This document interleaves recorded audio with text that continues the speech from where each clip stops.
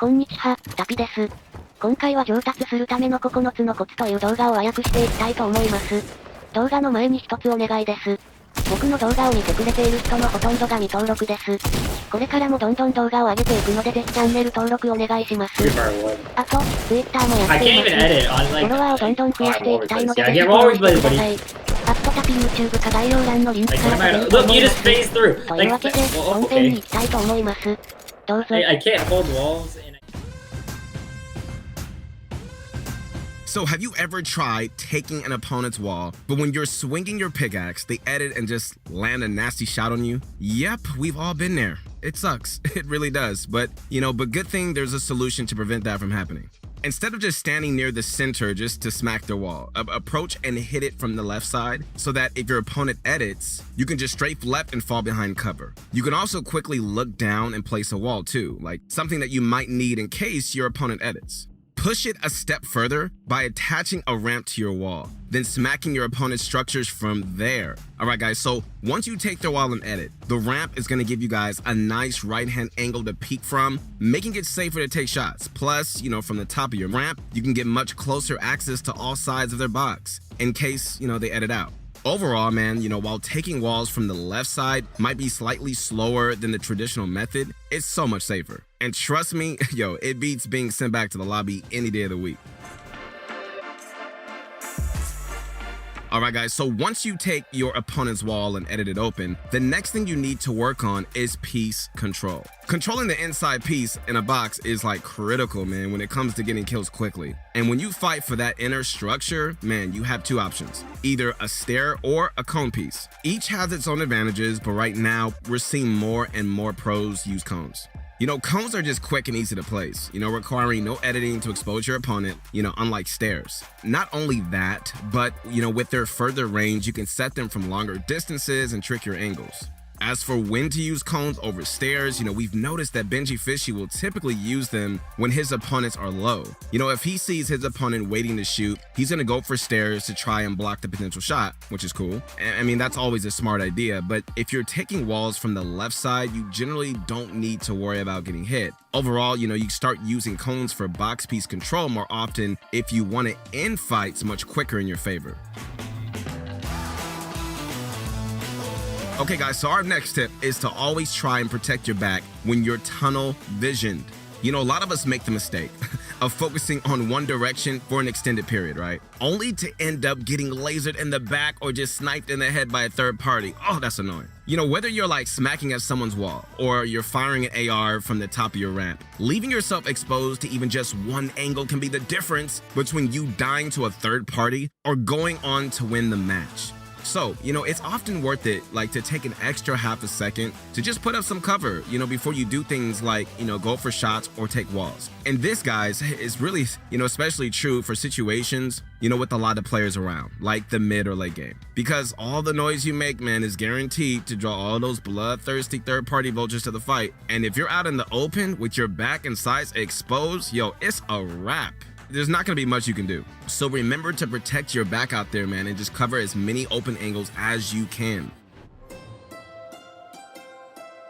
Okay, so if there's one edit that you need to practice to perfection, all right, it's this one right here. It's the top right triangle, aka the peanut butter.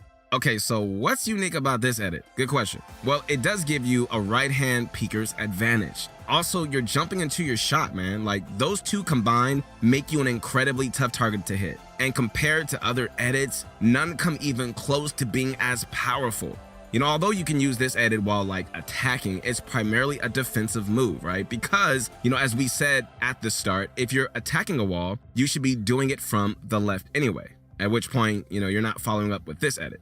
But your typical peanut butter should go like this. Edit while standing on a cone near the left or center so that you're not exposed once the edit is made. Then jump while strafing left and then shoot your target as soon as you can. From there, reset the edit ASAP, man, and pull out your wall and hold it. If you strike them hard, you can probably edit out again and just start applying pressure. But if you miss your shot, okay, hold tight and just see how your opponent plays it. You can try the edit again, but we suggest switching it up a little. You don't want to be too predictable, so maybe just throw in a window edit as well. Overall, man, the peanut butter edit can be a bit finicky, but with some practice, you should get it down with no problems. Okay, guys, so these next few tips are crucial, so you gotta stick around. You do not wanna miss this. I guarantee you this.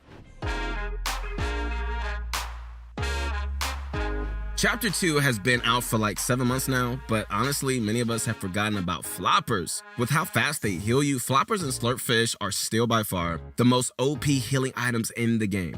And in the end game, their usefulness is amplified. You know, anytime you get pressured to the point of falling into the storm, you can just end up lurking in there for as long as you can keep munching fish. They pretty much give you a second life in situations where otherwise you'd be done for. And in the storm, you know, opponents usually won't pay attention to you, right? You can really do whatever you want, such as like scavenge for leftover loot, you know, find kills, or even creep your way into the high ground as you come back into the zone.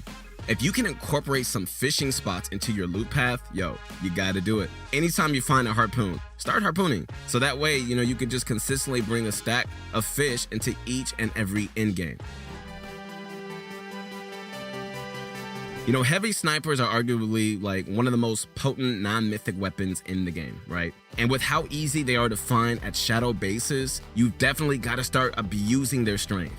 There's just so much the heavy sniper is capable of doing. It can, of course, you know, get you huge tags or even kills from across the map. Just be patient, man, and just try to wait for predictable enemy movement, such as jumping or running in a straight line so you can land your shot with ease.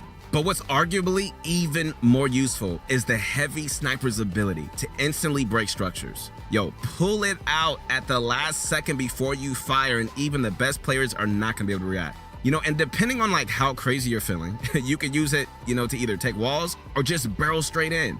If you want to get fancy, FaZe Martos has lately been implementing pre-edits into his wall takes. And while it's sort of a flashy move, yo, I gotta admit, getting those kills looked extremely simple.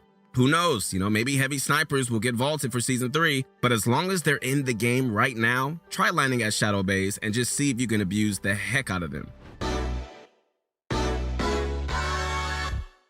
You know what other weapon is extremely powerful? Let me tell you right now, all right? Ladies and gentlemen, it is the RPG. Obviously, you know, they're fantastic at knocking down structures and, you know, keeping your opponent from taking height, but I'm here to tell you guys about a straightforward yet massively impactful trick we hardly see anybody use, guys. That's the rocket drop. Anytime you're feeling, you know, a bit, you know, aggro, and you want to drop directly into an opponent's like one by one, first, climb on top of their box, make sure you have control of the roof piece so you don't get edited down on, right? And after that, stand in on a corner and then just put up 2 adjacent walls at the opposite corner. Then aim at the bottom of that corner, jump, and once you start to fall, fire away. If your timing is right, the cone should protect you from any explosive damage, and at the same time, yo, it's gonna destroy everything below, like dropping you right into your opponent's box. Most players never even expect this, so it should be a simple cleanup once you're inside. But still, if you do mess up, you know, it can spell disaster, so try to get the timing down in creative before testing it out for real, all right? All right, guys, now it's time to talk about the Storm Dip, a move in one-on-one in-game situations where you purposely dip into the storm on either high ground or low ground to hide your position and avoid damage. So if you need an example of how to use this, yo, look no further than Mr. Savage. In his famous last match at DreamHack Anaheim, he chose to stay on high ground and tank storm damage twice to prevent giving his opponent a shot. Essentially, you know, he traded about 10 or 20 health to avoid getting hit for more. Smart. And despite Savage, you know, being out of mats here, you know, he ended up winning partly due to the storm dips. Mr. Savage also does this in cash cups, and, you know, it couldn't leave his opponents more confused. Not lousy opponents, guys. I'm talking about like Mongrel, of all players, right? From his perspective, he's expecting Savage to peek an area in the safe zone, but Savage hits him with the storm dip, and his crosshair is nowhere near the right spot. You know, while it may seem counterintuitive, it may not make any sense to us, right? Dipping into the storm can be a fantastic way to secure the last hit on your opponent without giving them a chance to fire back. All right, guys, so this is our last tip to avoid the congested sides of the zone. During the mid game, you know, you can define congestion as parts of the zone that have the most players rotating through. So if the second circle spawns southeast, most players are coming through from the north and west. That means those sides have more players crawling around than, you know, let's say, you know, the very south or east parts of the circle. As for the end game, players tend to rotate on low or mid ground, layers near the center of the circle. Those areas are easily the most congested. And, if you ever find yourself with a scary number of players nearby, do yourself a favor and just switch layers, either by building up or just editing down a bit. And while we would all love to control high ground in every end game, that's unfortunately not realistic. So if you're playing on the mid or low ground, you can just try rotating by the edge of the storm. That way, you won't have to worry about players in that direction, which keeps you guys safe and also conserves valuable materials since you won't have to build to cover it. はい、というわけでいかがだったでしょうか。僕も多くのことを学べてすごく参考になりました。今回の動画はここで終わりです。他にもどんどん動画を上げていくのでチャンネル登録お願いします。